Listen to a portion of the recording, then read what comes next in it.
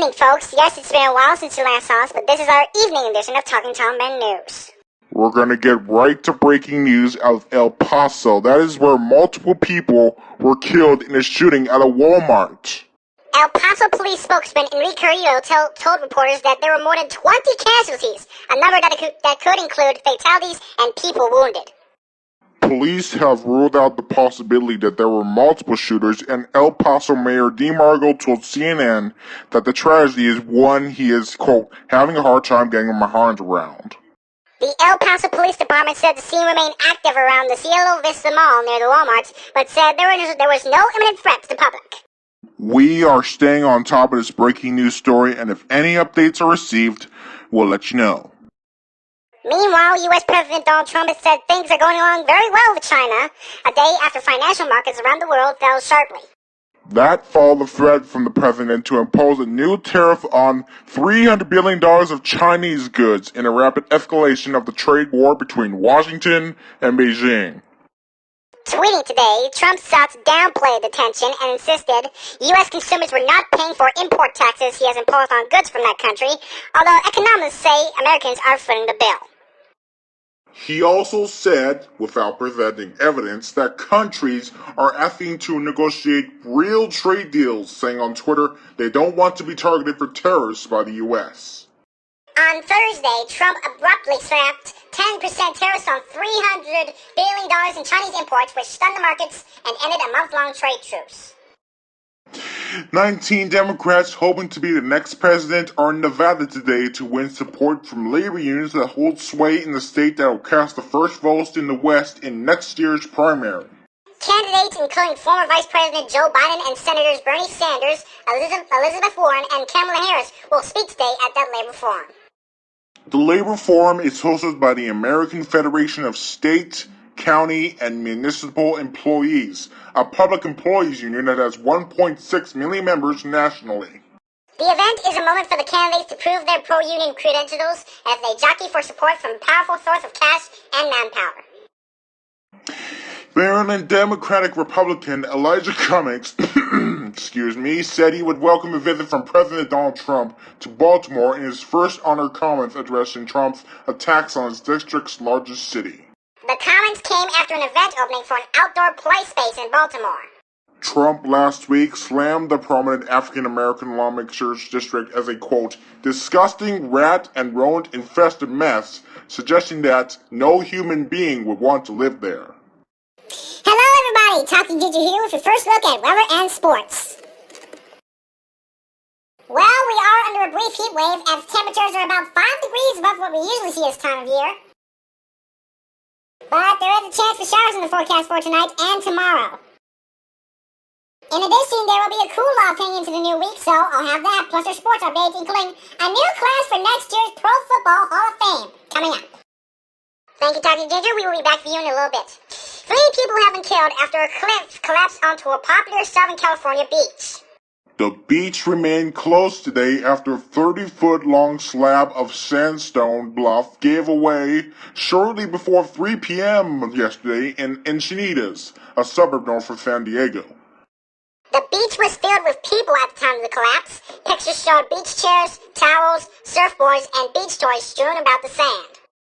A woman died at the scene and 2 more people later died at hospitals.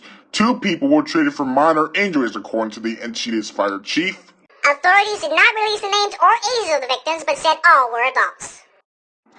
Coming up after the break, our continuing coverage on that mass shooting at a Walmart in El Paso. Also, another weekend of protests in Hong Kong and your Reverend Sports reports with Talking Ginger, all coming up after the break. This program is sponsored by Jewel Blast Temple, the most relaxing blast game on mobile phones. Get it now on iOS devices. Once Upon a Time in Hollywood is one of the best reviewed movies of the year. And away we go. Critics can't stop singing its praises. 10, 20, 30, 40, 50 or more. Once Upon a Time in Hollywood. Rated R.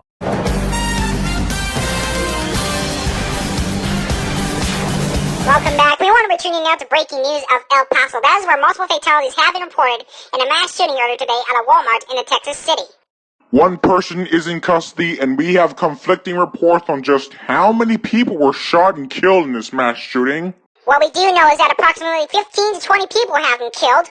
Hold on, Tom. We are getting reports from CNN that no one was shot at the Cielo Vista Mall or on its property. This is according to Summit Property Group Chief Marketing Officer Michael Ferguson. He says the shooting occurred on Walmart's property and in the Walmart parking lot, and that the mall was put on lockdown because of the shooting. We are staying on top of this breaking news story, so keep it tuned. Hold on, Ben. I'm receiving word that the suspect of the shooting has been identified as Patrick Cruces of Allen, Texas, according to 3 sources. This information comes from 2 federal law enforcement sources and 1 state government source. The federal sources tell CNN that investigators are reviewing an online writing posted days before the shooting that may speak to a motive. As I was going to say, we are staying on top of this breaking news story, so please stay tuned to Talking Tom Ben News for further updates. Hong Kong police have fired tear gas in confrontations with black-clad activists in a popular tourist district as the Chinese-controlled territory was again rocked by anti-government protests. Officers with gas masks and shields today charged that hundreds of protesters who had surrounded a police station in the busy shopping district of Tsim Sha Tsui. Masked demonstrators smashed the windows of cars in the police parking lot and dumped nearby walls with graffiti. One team of protesters created a large slingshot held up by 2 members to launch bricks at the building. Police made multiple arrests during the protests, but standoffs continued into the evening, with small groups of hardcore protesters trying to hold their ground behind makeshift shields. Passengers in London today are furious with Heathrow after the airport refused to say which flights have been cancelled due to planned strikes, which will affect some 88,000 travelers. Thousands of Brits traveling through the airport on Monday and Tuesday are likely to remain grounded due to the strikes, which involve more than 4,000 staff members. Worded holidaymakers today became increasingly concerned and begged Heathrow to tell them whether their flight is one of the 172 tipped to be cancelled. Passengers asked for a full list of the scrap flights, but their requests fell on deaf ears as the airport refused to answer. The strike is planned as part of a series of walkouts over pay last month. United said that around 88,000 passengers will be affected if the industrial action goes ahead.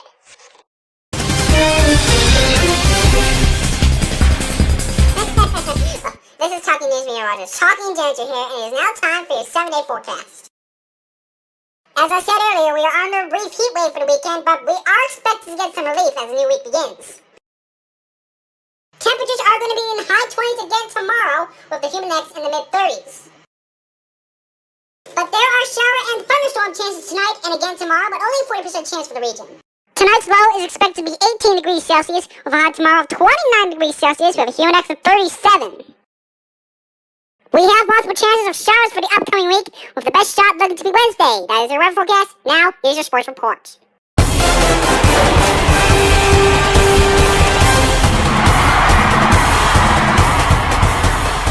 Well, tonight is the induction ceremonies for the 2019 Pro Football Hall of Fame. Among the inductees is legendary New England Patriots cornerback Ty Law. He helped drive the Patriots to 3 Super Bowl championships and was selected to the NFL's 2000s All-Decade team. Also among the inductees, we have Champ Bailey, Ed Reed, Johnny Robinson, and Tony Gonzalez, not to mention the late Denver Broncos head coach Pat Bowlen, Gil Brandt, and Kevin Maui. The induction starts tonight at 8 p.m. Eastern on CBS and Talking TV. In baseball action, Yankees infielder DJ LeMahieu has a career-high 17 home runs now as New York took a 2-0 lead in their 4-game series with the Red Sox taking the first game of a doubleheader. The second game gets underway in a few hours. And finally, in basketball news, Draymond Green has agreed to a contract extension with his Golden State Warriors for 4 years worth $100 million. Wow, what a deal. Anyways, that was all for me, Talking Ginger. Now back to you. Thank you, Talking Ginger. That is going to do it for us. We have live continuing coverage of the El Paso shootings up on our website, talkingnews.ca. For now, though, thanks for watching. Good night. Talking Tom Ben News is a production of Epic Stephen Productions.